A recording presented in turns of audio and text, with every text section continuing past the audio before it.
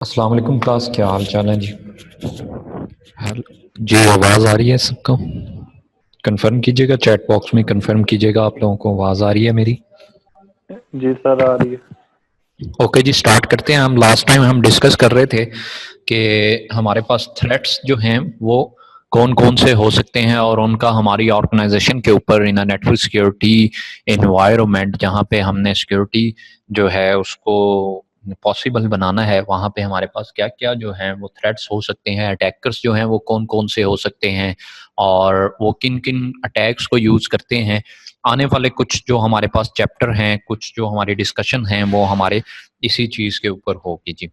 ठीक है, तो आज का भी हमारा टॉपिक जो है वो प्रीवियसली टॉपिक से ही रिलेटेड है और उसी को ही हम कंटिन्यू करेंगे जी। ठीक है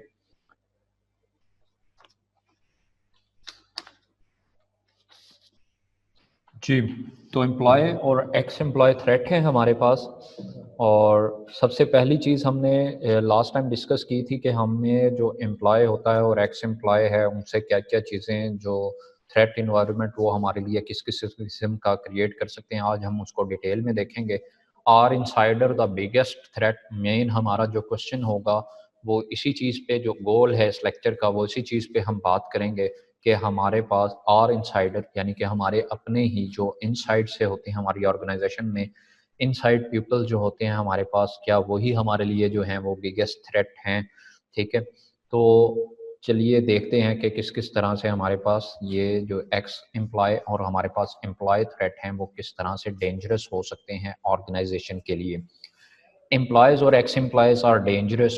because they have the knowledge of the internal system, because जो आपका एम्प्लॉय होता है, जो आपका इंटरनल मेंबर होता है, उस वो क्यों डेंजरस हो सकता है। The basic first point is they have the knowledge of the internal system. Internal system किस तरह से वर्क करता है, हमारे ऑर्गेनाइजेशन के क्या गोल्स हैं, क्या रिस्पॉन्सिबिलिटी है, कौन पर्सन किस तरह की ड्यूटीज़ जो है हमारी ऑर्गेनाइजेशन के अंदर परफॉर्म कर रहा है, किस टाइप के पर्सन जो है उसके ज़िम्मे क्या रोल्स एंड रिस्पॉन्सिबिलिटी लगाई गई है, प्रोडक्शन किस तरह से हो रही है, एचआर जो है उनका हेड कौन है, किस किस तरह के काम हो रहे हैं एचआर के अंदर, इसी तरह से मार्केटिंग की क्या स्ट्रेटजीज हैं। In short each and every detail about your organisation से रिलेटेड जो भी नॉलेज है तो उनके पास, क्योंकि वो सारे का सारा जो नॉलेज है वो पहले से होता है, so they are the dangerous. The second point is they often have the permission to access the system.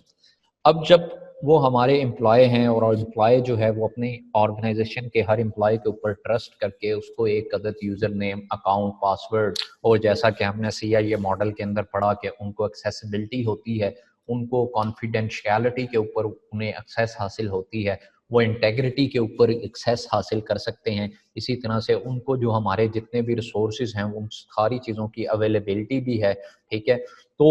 उनके पास हमारे जितने भी सिस्टम्स हैं, जितने भी प्रेमिसेस के अंदर रिसोर्सेज मौजूद हैं, चाहे वो रिसोर्स कोई फिजिकल रिसोर्स है या फिर उस रिसोर्स की हम बात करें वो हमारी कोई सर्विसेज हैं, तो उन सारी चीज़ों से रिलेटेड जितनी भी एक्सेस हैं वो सारी उनके पास पहले से हैं। इस तरह जब उनके पास पहले से एक्सेस मौजूद है, वो हमारे किसी भी सिस्टम के अंदर एंटर हो सकते हैं by using the same user name and password जो कि ऑर्गेनाइजेशन ने उसे एक स्पेसिफिक यूज़ के लिए दिया, तो वो जनाब हमारे लिए डेंजरस साबित हो सकता है। They often have how to avoid the detection, और उन्हें पता है कि जनाब ये एक ऑर्गेनाइजेशन है, मैं एग्जांपल दे के समझाता हूँ कि उस ऑर्गेनाइजेशन को, हर एम्प्लॉय को पता है कि यहाँ पे कैमरा लगा हुआ है, यहाँ पे CCTV फुटेज कैमरा इंस्टॉल है, यहाँ पे ये वाला जो डोर है वो एक पंच कार्ड करने से खुलता है, ये वाला जो हमारा रास्ता है वो इसलिए यूज़ होता है, स्टेयर से आप इतने सेकंड के अंदर ऊपर वाले फ्लोर पे पहुंच सकते हैं, इसी तरह से लिफ्ट को यूज़ किया जाए तो वहाँ पे सिनेरियो क्या है। तो इसलिए कहा जाता है employees generally are the trusted, कि एम्प्लॉयज़ जो हैं हमारे वो ट्रस्टेड होते हैं, हमारी ऑर्गेनाइजेशन के अंदर ट्रस्ट फैक्टर जो है वो हमारे पास एम्प्लॉयज़ के अंदर मौजूद होता है। IT and especially IT security professionals are the greatest employee threats. अब ये बात को आपने थोड़ा सा गौर से समझना है कि IT, information technology and the specially the IT security professional. अब आप समझें, आपको हायर किया एक ऑर्गेनाइजेशन ने as a ethical hacker, as a penetration tester, आपके जिम्मे ये काम लगाया गया था कि आप आपको पूरा नेटवर्क हैंड ओवर किया गया, आप पे ट्रस्ट किया गया, आपको एक्सेस दी गई, आपको पूरे सिस्टम के नॉलेज के बारे में बताया गया, ठीक है। अब आप जो आईटी वाला जो पर्सन है, आईटी का सिक्योरिटी प्रोफेशनल है, उसको सबसे ज़्यादा जो थ्रेट है ना ऑर्गेनाइजेशन के लिए वो खुद है, ठीक है।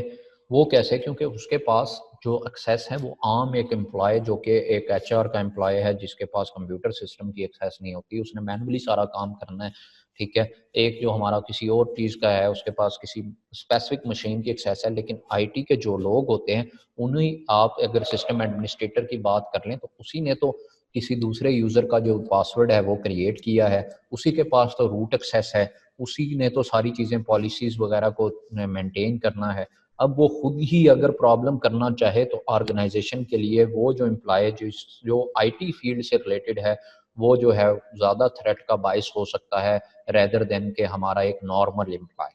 ठीक है। Who will guard the guard system themselves, तो सवाल ये पैदा होता है कि कौन गार्ड करेगा द गार्ड देमसेल्फ, जो हमारे गार्ड होंगे यानी कि आईटी के लोग, अगर वो सिक्योरिटी प्रोफेशनल्स हैं जिसका काम डाटा सेंटर की सिक्योरिटी को प्रोवाइड करना है, तो उनको उनकी सिक्योरिटी के बारे में क्या ख्याल है, उनको कौन गार्ड कर रहा होगा कि जनाब वो कोई प्रॉब्लम ना क्रिएट कर दें ऑर्गेनाइजेशन के लिए, वो किसी थ्रेट का बायस ना बने ऑर्गेनाइजेशन के लिए। तो ये सवाल जनाब आपने इसका आंसर करना है कि उनके लिए आपके पास क्या स्ट्रेटजीज होंगी। ठीक हो गया जी।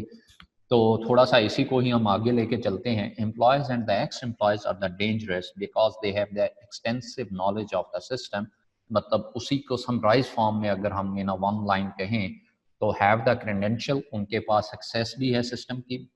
सो दे आर द डेंजरस, ठीक है। वो हमारे access sensitive part of the system को एक्सेस भी कर सकते हैं, उन्हें पता है कि डिटेक्शन, जो चीज़ें जिस काम के लिए लगाई गई हैं उनको किस तरह से डिफीट करना है और उनको किस तरह से अवॉइड करना है, वो सारी चीज़ें वहाँ पे उन्हें मालूम है। And can benefit from the trust, और उनके ऊपर जो है ऑर्गेनाइजेशन ट्रस्ट करती है और वो इस बात का पूरा फ़ायदा उठा सकते हैं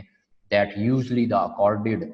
टू आवर पीपल, जिसके बारे में कहा जाता है कि ऑर्गेनाइजेशन तो यही समझ रही होती है ना कि these are the our people, ठीक है। लेकिन किसी को क्या मालूम कि वो जो आवर पीपल थे वो आपकी ऑर्गेनाइजेशन के लिए सबसे बड़ा थ्रेट है, वो आपका जो सेंसिटिव डाटा है उसको किसी और दूसरी ऑर्गेनाइजेशन तक पहुंचा रहे हैं। तो हमेशा देखें,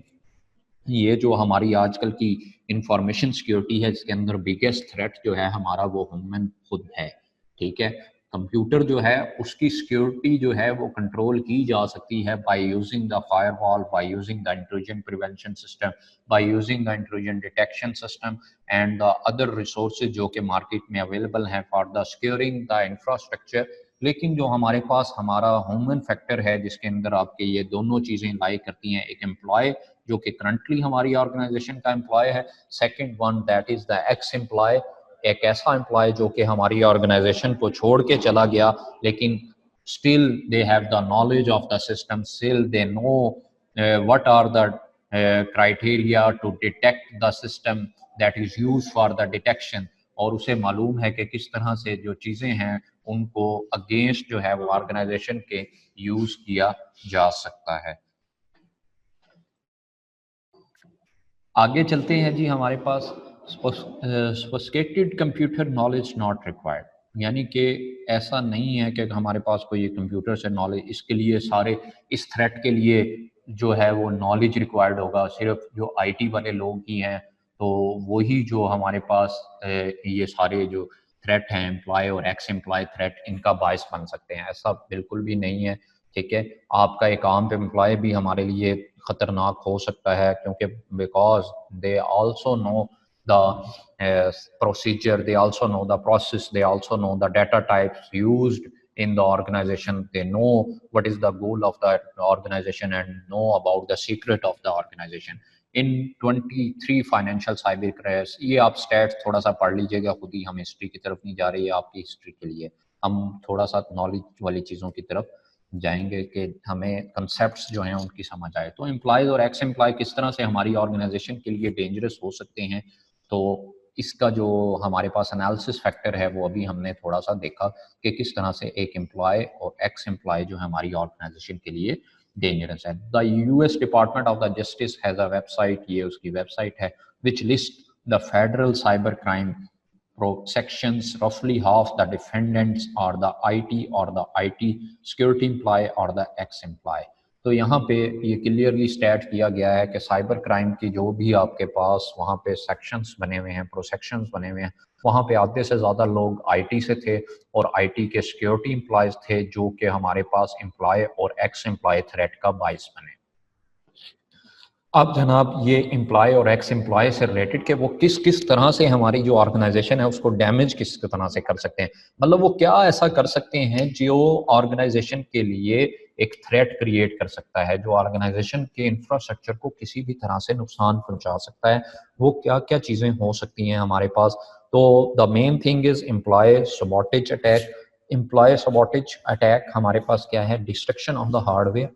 वो हमारे हार्डवेयर को नुकसान पहुंचा सकते हैं, हमारे सॉफ्टवेयर को नुकसान पहुंचा सकते हैं और द डाटा, और हमारा जो डाटा होगा ऑर्गेनाइजेशन का उसको नुकसान पहुंचा सकते हैं। कैसे नुकसान पहुंचा सकते हैं, वो कोई मतलब वहाँ पे कोई किसी डिवाइस के थ्रू वहाँ पे आके जनाब, जैसे आपके पास हैमर होता है, हैमर से आके जनाब कोई नुकसान पहुंचाएंगे, नहीं जी। वो हार्डवेयर को कोई भी तरह से हमारे हार्डवेयर को इस काबिल बना सकते हैं कि वो हार्डवेयर जो है वो काम ना करे। फर्ज करें एक डाटा सेंटर का हमारे पास एम्प्लॉय है, उसकी जिम्मेदारी क्या है, उसकी जिम्मेदारी ये है कि उसके जनाब टेम्परेचर जो है डाटा सेंटर का उसको मेंटेन रखना है। वो उसके टेम्परेचर को क्या कर देता है, उसके टेम्परेचर को ज़्यादा हाई कर देता है। हाई से मुराद ये है कि एक ख़ास सर्टेन टेम्परेचर चाहिए और वो टेम्परेचर जो है वो उसका वो हाई कर देता है। तो हमारा जो डाटा सेंटर के अंदर जितना इक्विपमेंट लगा हुआ है, जब उसको सर्टेन स्पेसिफिक टाइप की कूलिंग नहीं पहुंचेगी तो वो जो हार्डवेयर है वहाँ पे वो डैमेज होना स्टार्ट हो जाएगा, वो हीटअप होगा, और हीटअप होने की वजह से हमारा जो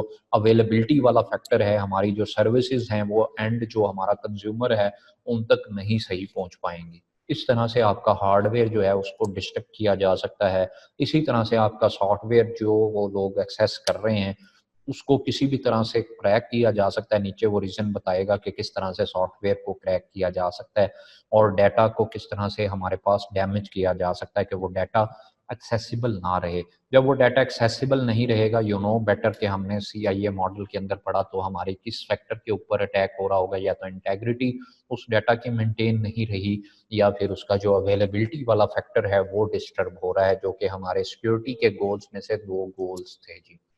ठीक है, तो क्या क्या किया जा सकता है एम्प्लॉय सबॉटेज अटैक के अंदर। प्लांट टाइम बॉम्ब, यानी कि वो कोई टाइम बॉम्ब किस्म की कोई लॉजिक बॉम्ब कंप्यूटर के ऊपर उसे लगाया जा सकता है। और ये क्या होता है, ये आपका लॉजिक बॉम्ब क्या होता है, एक स्पेसिफिक प्रोग्राम होता है जो कि किसी खास टाइम इंटरवल के टाइम पे, फर्ज करें हमारा एक टाइम है जिसके अंदर हमारे जो यूज़र हैं वो पीक आवर्स के अंदर होते हैं, और हमारा एक एम्प्लॉय क्या करता है, उसे पता है उस स्पेसिफिक टाइम का कि इस हमारे जितने भी क्लाइंट हैं, हमारी ऑर्गेनाइजेशन के जितने भी क्लाइंट हैं, वो एक खास इंटरवल इस टाइम स्पेसिफिक टाइम के अंदर हमारे पास सबसे ज़्यादा क्लाइंट होते हैं। तो वो क्या करता है, उस खास टाइम के ऊपर कुछ ऐसा करता है सिस्टम के साथ, सॉफ्टवेयर के साथ या फिर डाटा के साथ, कि हमारा वो जो कंप्यूटर है वो किसी भी तरह से वो स्पेसिफिक जो सर्विसेज है उसे हमारे आम जो नॉर्मल क्लाइंट है उस तक पहुंचाने में नाकाम हो जाए। तो ये होता है प्लांट टाइम बॉम्ब या फिर लॉजिक बॉम्ब, जो कि एक स्पेसिफिक टाइम इंटरवल के लिए एक स्पेसिफिक टाइम के ऊपर जो लॉन्च किया जाता है ताकि हार्डवेयर को, सॉफ्टवेयर को और डाटा को डैमेज कर सके। ठीक है जी, यहाँ तक क्लियर हुआ। ये एम्प्लॉय सबॉटेज अटैक है। और अभी हम देखते हैं कि सबॉटेज जो हमारे पास टर्म है वो हमारे पास कहाँ से आई। सबॉटेज जो हमारे पास टर्म है ये हमारे पास एक फ्रेंच वर्ड है शू। ठीक है, शू ये जूता जो हमारे पास होता है वहां से आई। तो because disgruntled worker in the early year of the industrial revolution, जब हमारे पास इंडस्ट्रियल रेवोल्यूशन आई और हमने जनाब एक मशीन एज स्टार्ट हुई और मशीनों के साथ काम करना शुरू किया इंडस्ट्री में, पहले सारा जो मैन एफर्ट थी हमारी, उसके बाद तो उन्होंने क्या किया, जो मशीनें थी इंडस्ट्री के अंदर, उन्होंने क्या किया, अपने अपने जो जूते थे ना वुडन के, वो शूज़ जो हैं वो मशीन के अंदर डाल दिए। अब मशीन जो है कपड़ा बनाने की मशीन है, जब उसके अंदर लकड़ी का कोई भी जूता डाला जाएगा, लकड़ी का कोई भी पीस डाल दिया जाएगा, तो वो मशीन जो है वो प्रोडक्शन करना बंद कर देगी और वो जनाब एक जो आपके पास काम कर रही है और स्पेसिफिक काम कर रही है, ठीक है, मैकेनिकल काम कर रही है, तो वो मशीन हमारी डैमेज हो जाएगी। इसी तरह अगर आपको ये आजकल एम्प्लॉय जो हैं वो क्या करते हैं, अगर वो इलेक्ट्रॉनिक्स मशीन हैं तो वो क्या करते हैं, उसकी मोटर में थोड़ा सा पानी डाल दें हल्का सा, तो वो मशीन जो है वो उसकी जो वायरिंग है वो वहाँ पे क्या हो जाएगी, डैमेज हो जाएगी। तो इस तरह से ये डैमेज और ये स्पॉटेज का वर्ड है ना, ये उस शू का जो शू रीजन है और फ्रेंच वर्ड है जो कि शू से मुखफ़फ़ है आपका, तो वहाँ से ये टर्म जो है हमारे पास वो वहाँ पे जो है इसका इन्वेंशन हुई। और जनाब ये एम्प्लॉय सबॉटेज अटैक उसी से रिलेटेड है कि हम किसी तरह से हमारे हार्डवेयर को नुकसान पहुंचाएं, सॉफ्टवेयर को और डाटा को, उससे हमारे पास अवेलेबिलिटी जो फैक्टर है डाटा का, सॉफ्टवेयर का या फिर हार्डवेयर का, वो डिस्टर्ब हो जाए। क्लियर हो गया जी। नेक्स्ट हमारे पास जनाब, sorry,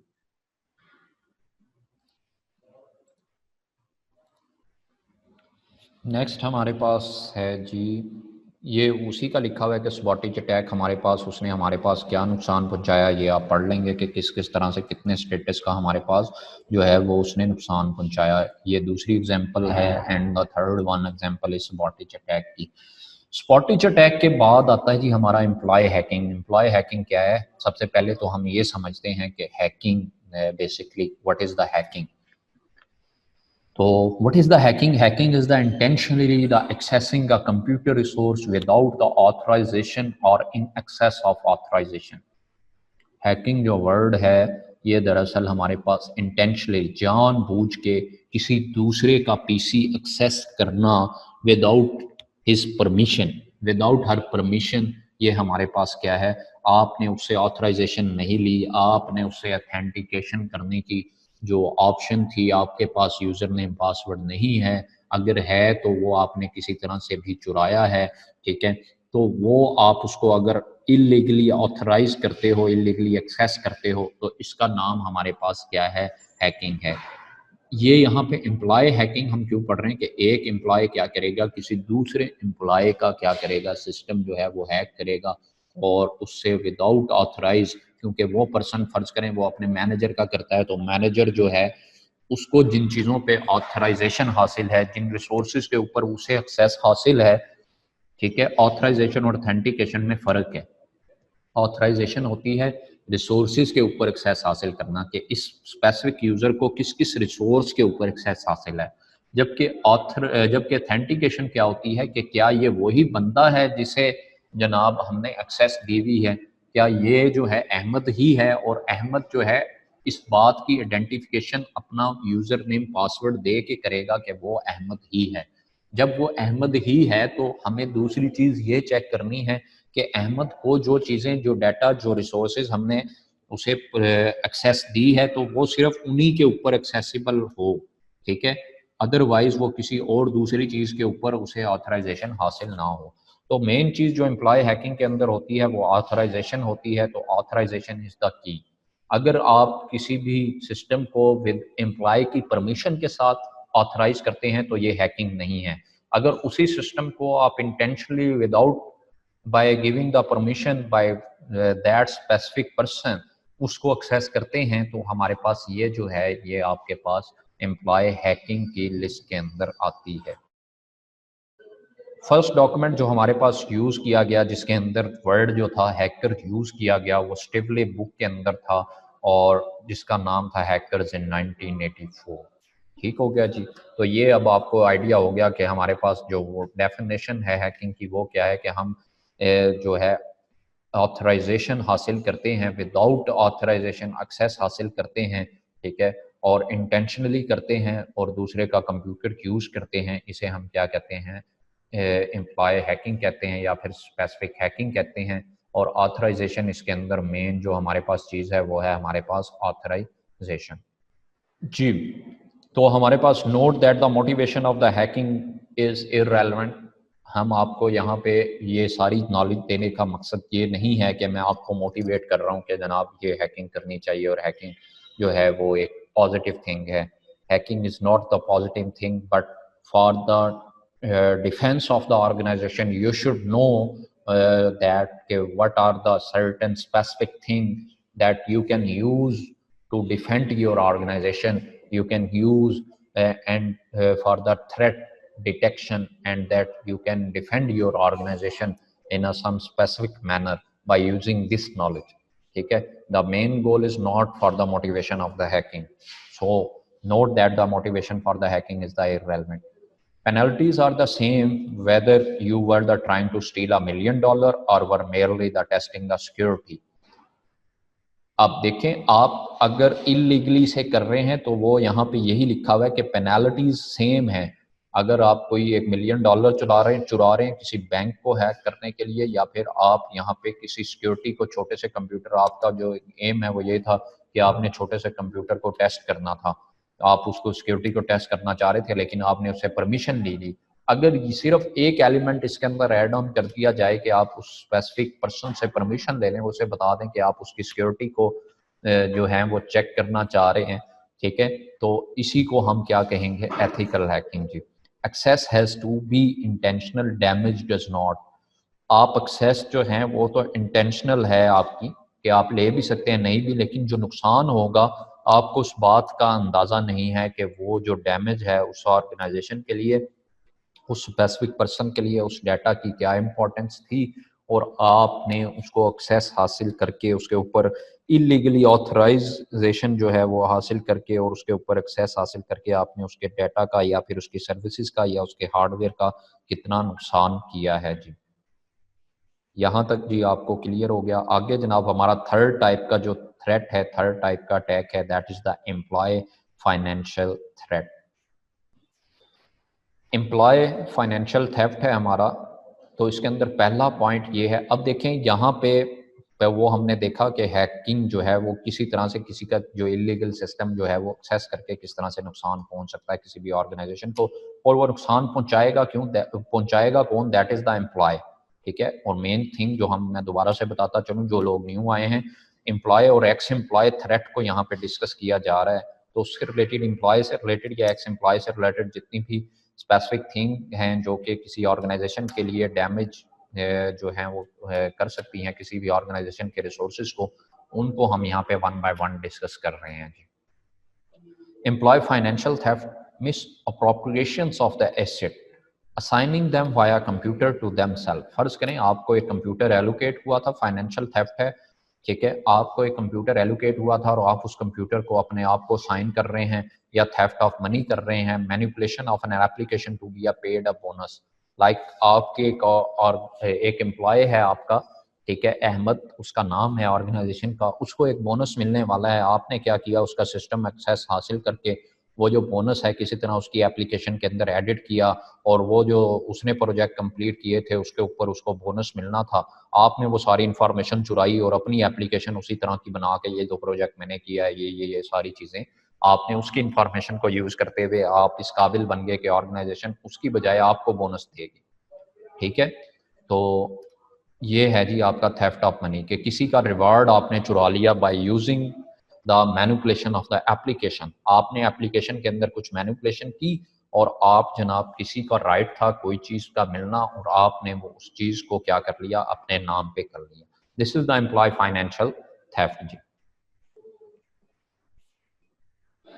employ financial theft in other case, ये यहाँ पे केस दिया गया है जो कि कैलिफोर्निया के अंदर हुआ। Use her computer to embezzle more than the USD $875,000 from the North Bay health care group, और फॉर्मर अकाउंट पेएबल क्लर्क, उसको ये सारा कुछ था। She access the firm accounting software and issues approximately 127 cheques payable to herself. उसने क्या किया, वहाँ पे जितने 1 to 7 चेक्स थे उसने अपने आप को साइन कर लिए, और conceal the fraud, she altered the electronic cheque register to make it appear that the cheque had been payable to the North Bay vendors. ठीक हो गया जी। तो चेक जो थे वो उन्होंने अपने नाम कर लिए, और ये जो था ये भी किस कैटेगरी के अंदर अप्लाई किया, एम्प्लॉय फाइनेंशियल जो था थ्रेट उसके अंदर ये एग्जिस्ट।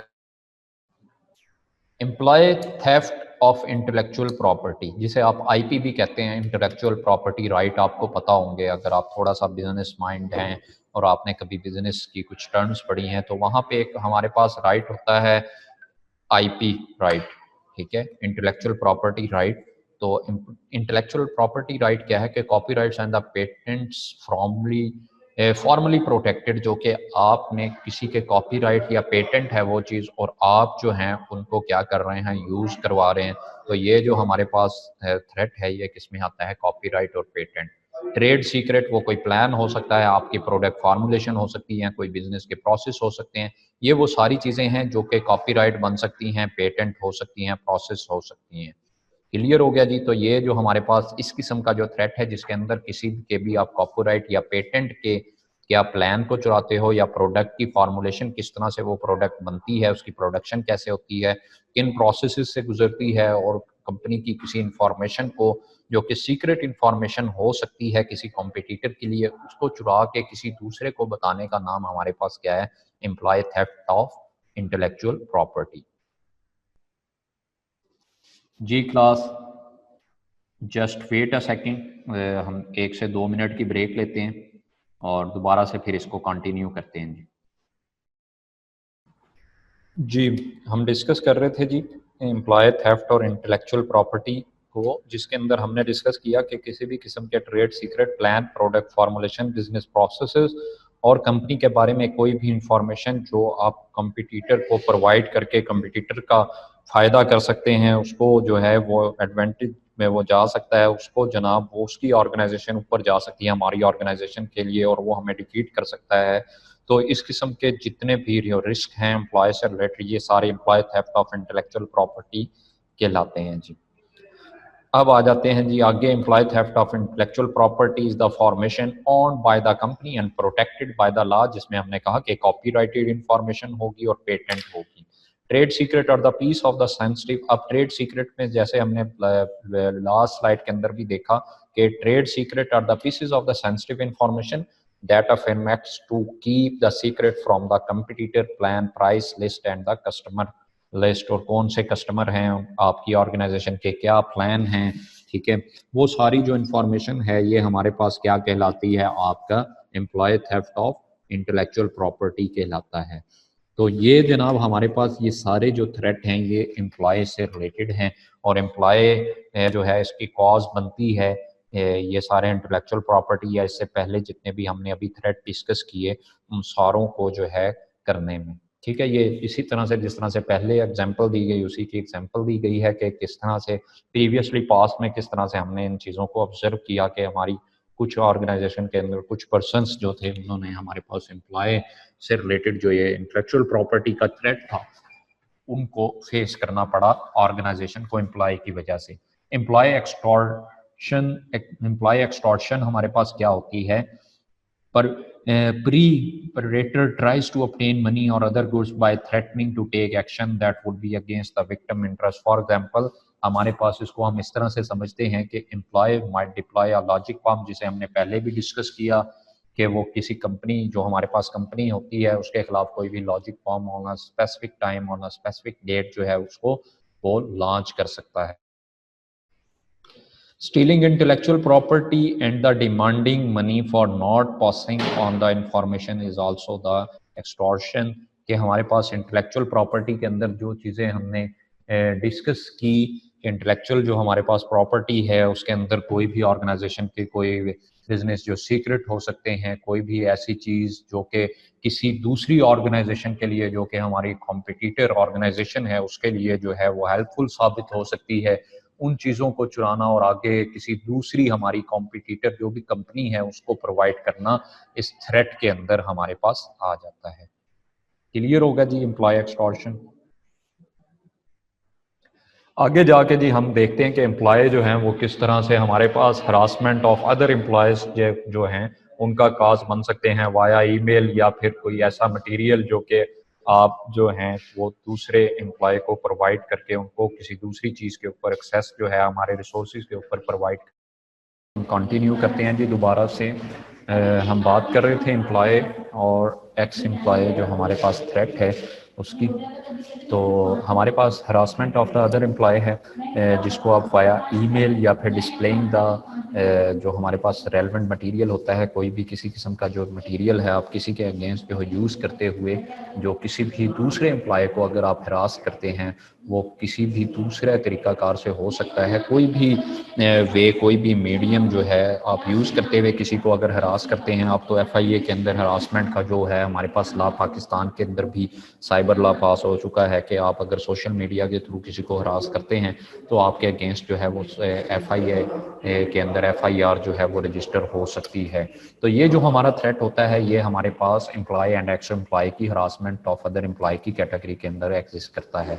ओके जी, हमारे पास सेवंथ जो हमारे पास है other types of the abuse, वो है इंटरनेट अब्यूज़, के इंटरनेट को यूज़ करते हुए एम्प्लॉय और एक्स एम्प्लॉय थ्रेट के अंदर क्या चीज़ एग्जिस्ट करती है। इसमें चेक कीजिएगा जी, downloading of inappropriate material which can lead to harassment, lawsuit and the viruses. कि अगर आप डाउनलोड करते हैं एक ऐसा मटेरियल जो कि ऑर्गेनाइजेशन ने क्या किया हुआ है, ऑर्गेनाइजेशन उससे उसके किसी भी रिसोर्स को, ऑर्गेनाइजेशन के किसी भी डाटा को, ऑर्गेनाइजेशन के किसी भी प्रोसेस को नुकसान पहुंच सकता है उस रेलेवेंट मटेरियल से जो कि आप डाउनलोड करते हैं, और वो laws and rules and regulation के अगेंस्ट है। तो इस सूरत हाल के अंदर आप इंटरनेट को अब्यूसिवली यूज़ कर रहे हैं, इंटरनेट का जो यूजेज है उसको आप गलत तरीके कार से यूज़ कर रहे हैं, और उससे एट द एंड हो क्या रहा है, उससे एट द एंड हमारी जो ऑर्गेनाइजेशन है, जो भी रेलेवेंट आपकी ऑर्गेनाइजेशन है वो आपकी सफ़र कर रही है। डाउनलोडिंग पायरेटेड सॉफ्टवेयर, आप कोई भी जो सॉफ्टवेयर है उसको, ऐसे सॉफ्टवेयर को यूज़ कर रहे हैं, ऑर्गेनाइजेशन आपको अपने ऑथेंटिकेटेड, अपने जो हैं कॉपीराइट्स वाले जो सॉफ्टवेयर हैं जो कि उन्होंने खुद के लिए ख़रीदे होते हैं। फ़र्ज़ करें एक ऑर्गेनाइजेशन है, आपको वो ऑफिस ख़रीद के देती है, लेकिन अनफॉर्चुनेटली आप वो जो ऑफिस है वो अनइंस्टॉल कर देते हैं, और अब आप क्या करते हैं, इंटरनेट से एक पायरेटेड कॉपी जो होती है वो माइक्रोसॉफ्ट ऑफिस की डाउनलोड करते हैं और वो उसी को इंस्टॉल कर लेते हैं अपने सिस्टम में। उससे होगा क्या, आपके लिए उसका जो इम्पैक्ट है, जैसे हमने ऑलरेडी डिस्कस किया कि आप अगर किसी भी किस सिस्टम को एक्सेस कर रहे हैं तो उसे आपको ये आइडिया है कि वो सिस्टम जो एक्सेस कर रहे हैं, आपको इस बात का आइडिया बिल्कुल कम है कि उससे डैमेज जो है उस यूज़र को वो किस हद तक हो सकता है। ठीक है, तो यहाँ पे भी वही चीज़ है कि वो जो डाउनलोड कर रहे हैं आप पायरेटेड सॉफ्टवेयर, उसका इम्पैक्ट क्या होगा। वो जो डाउनलोड आप म्यूज़िक, वीडियो फाइल, जो भी फाइल आप डाउनलोड कर रहे हैं जिसके ऊपर कॉपीराइट वायलेशन आ रही है, तो वो किस हद तक जो है उसके लिए पेनल्टीज़ जो है वो काज कर सकती हैं, ये हमें आइडिया नहीं हो पाता। तो ये जो है हमारा इंटरनेट अब्यूज़ के अंदर ये चीज़ शामिल है कि किसी भी सॉफ्टवेयर को डाउनलोड करना, म्यूज़िक को डाउनलोड करना या वीडियो को। और अगर एक ऑर्गेनाइजेशन है आपको वो ये कहती है कि आपने जो है ये जो वेबसाइट हैं इनको यूज़ नहीं करना, ये जो चीज़ें हैं इनको डाउनलोड नहीं करना, और अगर आप फिर भी एज आ एम्प्लॉय या फिर वहाँ पे उन चीज़ों को एक्सेस करते हैं तो आप इंटरनेट को अब्यूसिवली यूज़ कर रहे हैं। थर्ड पॉइंट पे है जी आपका excessive personal use of the internet at work. अगर आप बहुत ज़्यादा इंटरनेट यूज़ कर रहे हैं, सोशल जो आप मीडिया है उसको यूज़ कर रहे हैं, और आप वो जॉब पे बैठे हैं, आपके ज़िम्मे जो रोल्स एंड रिस्पॉन्सिबिलिटी जो आपने अपने कॉन्ट्रैक्ट के अंदर मेंशन की थी, आप वहाँ पे अपने जो आवर्स हैं, जो आपने अपने वर्क आवर्स दिए हुए हैं वो 8 आवर्स हैं, और आप इन 8 आवर्स में से जो 6 आवर हैं वो इंटरनेट को यूज़ करते हुए गुजार देते हैं। ठीक है, तो ये जो है हमारे पास excessive personal use of the internet है। हाँ, काम के लिए तो आप इंटरनेट को यूज़ करें, लेकिन पर्सनल चीज़ के लिए आप एट वर्क अगर इंटरनेट को यूज़ करते हैं तो आप जिस थ्रेट के अंदर लाई कर रहे हैं, जिस ऑर्गेनाइजेशन थ्रेट के अंदर आप लाई कर रहे हैं, वो भी इंटरनेट अब्यूज़ में शामिल होगा जी आपका। नॉन इंटरनेट कंप्यूटर अब्यूज़ हमारे पास, अब ये तो अभी तक जितनी चीज़ें थी हमने डिजिटली उन चीज़ों के थ्रेट्स को डिस्कस किया कि किस तरह से एम्प्लॉय जो है वो काज बनता है, डिजिटली जो हमारे एसेट्स होते हैं ऑर्गेनाइजेशन के उनको यूज़ करते हुए किस तरह से वो डैमेज कर सकता है हमारी ऑर्गेनाइजेशन के इंफ्रास्ट्रक्चर को। अब यहाँ पे जो चीज़ मेंशन है that is the non internet computer abuse, unauthorized access to private personal data on an internal system by the curious employee. This type of the behavior was detected in 2008 presidential election campaign in several celebrity hospitalization. ठीक हो गया जी। तो इस तरह का use और example आपके सामने है कि ये 2 एग्जांपल दी हुई हैं। लॉस एंजलिस टाइम्स 2008 के अंदर एक रजिस्टर हुई है, कंप्यूटर वर्ल्ड 2008 मैगजीन के अंदर रजिस्टर हुई। इन सारी चीज़ों में एक फैक्टर जो कि हमारे पास देखा गया वो फैक्टर क्या है, केयरलेसनेस का फैक्टर है, लॉस ऑफ द कंप्यूटर और the data media containing sensitive information. इससे अगर आप केयरलेसनेस एम्प्लॉय जो दिखाएंगे, मतलब उनका जो पोस्चर होगा अगर वो केयरलेसनेस वाला होगा, तो इससे होगा क्या कि वो किसी चीज़ की परवाह किए बगैर इन चीज़ों को यूज़ करेंगे, उन्हें रूल एंड रेगुलेशन का नहीं पता होगा, और अगर पता है तो वो उनके अगेंस्ट उन चीज़ों को अगर यूज़ कर रहे हैं, जितनी भी अभी हमने चीज़ें पढ़ी एम्प्लॉय से रिलेटेड, तो ये सारी चीज़ें जो हैं वो हमारे पास लीड करेंगी थेफ्ट ऑफ सच इंफॉर्मेशन, जो कि हमने ऑलरेडी पढ़ी। वो कोई प्रोसीजर, वो कोई डाटा, वो कोई भी ऑर्गेनाइजेशन का कोई सीक्रेट, वो कोई कॉपीराइट इंफॉर्मेशन, या फिर कोई आईपी रिलेटेड यानी कि आपकी इंटेलेक्चुअल प्रॉपर्टी से रिलेटेड इंफॉर्मेशन जो है वो हो सकती है जी। And this is the other and internal attackers. ये हमारे पास क्या है, contract worker who work for the firm for the short period of the time. जैसे हमारे पास एम्प्लॉय के ऑर्गेनाइजेशन के अंदर हमारे पास 3 तरह की कैटेगरीज होती हैं। One is the regular employee, second one is the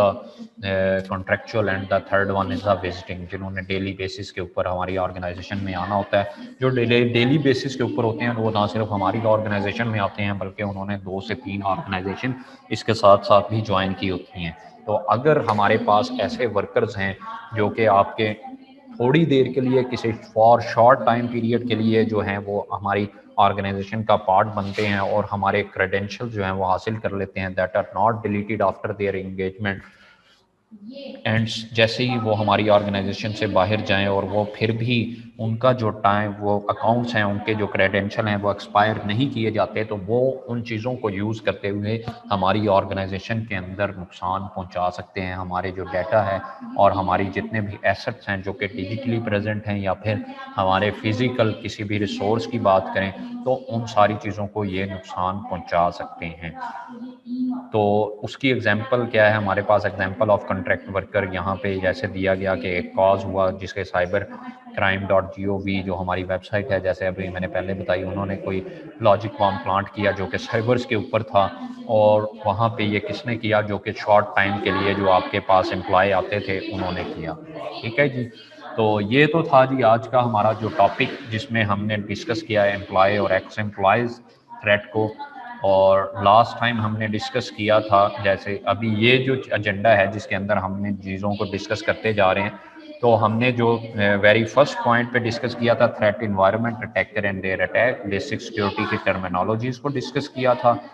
employ और एक्स एम्प्लॉय को आज हमने डिस्कस किया। नेक्स्ट हमारे पास जो टॉपिक है that is the traditional external attacker, कौन कौन से हो सकते हैं। ये तो क्या चीज़, ये सारे रिस्क फैक्टर, ये सारे जो थ्रेट थे, या ये जो हमने समझा कि थ्रेट इन्वायरमेंट क्या होता है और किस तरह हमारे पास जो है ऑर्गेनाइजेशन वो किसी भी थ्रेट इन्वायरमेंट का पार्ट बन सकती है अगर उनका डिफेंडिंग एंड जो है वो वीक है। और इसके साथ ही हमने बेसिक सिक्योरिटी टर्मिनोलॉजी, जिसके अंदर CIA मॉडल हमारा एग्जिस्ट करता था, और इसके अंदर ही हमने समझा था कि इंटरनल अटैकर कौन से होते हैं, एक्सटर्नल अटैकर कौन से होते हैं। आज हमने इंटरनल अटैकर्स की एक टाइप पढ़ी है जिसका नाम है एम्प्लॉय और एक्स एम्प्लॉय थ्रेट्स। ठीक है, आइंदा आने वाले दिनों के अंदर हम जनाब जो नेक्स्ट लेक्चर है उसके अंदर हम एक्सटर्नल अटैकर्स को देखेंगे, the criminal era and the competitor threats उनको देखेंगे, साइबर वार और साइबर टेरर हमारे पास क्या होता है उसे डिस्कस किया जाएगा नेक्स्ट 3 लेक्चर के अंदर। यहाँ तक अगर किसी का कोई भी क्वेश्चन है तो आप लोग पूछ सकते हैं, हैंड रेज कीजिएगा जी। कल भी आपकी क्लास होगी और ऑनवर्ड अब हमारी जो क्लासेस हैं, आज ओरिएंटेशन कंप्लीट हो चुकी हैं। जिन एक्टिविटीज़ के अंदर मैं यहाँ पे बिजी था, थोड़ी सी मैं जो है वो ज़्यादा आपकी क्लासेस लूँगा, इसलिए आपने तैयार रहना मेंटली। कभी भी आपकी क्लास किसी भी वक्त हो सकती है, रिकॉर्डिंग आपको प्रोवाइड कर दी जाएगी, उसकी आपने टेंशन नहीं लेनी। तो आप लोगों ने जो मिड टर्म जो आपका एग्ज़ाम है उसके लिए भी मेंटली प्रिपेयर रहें। ठीक है, वो आपका MCQs बेस होने वाला है। ठीक है, तो MCQs 30 MCQs होंगे आपका और 30 मिनट्स होंगे उसके लिए, और वो उसी तरह से आपका जो यूनिवर्सिटी ने अपना एग्जाम पोर्टल बनाया उसके ऊपर ही होगा जी। ठीक है जी, नेक्स्ट क्लास में इंशाल्लाह फिर से आपसे मुलाकात होगी। जब सर मिड टर्म तो एग्जाम असाइनमेंट बेस नहीं है।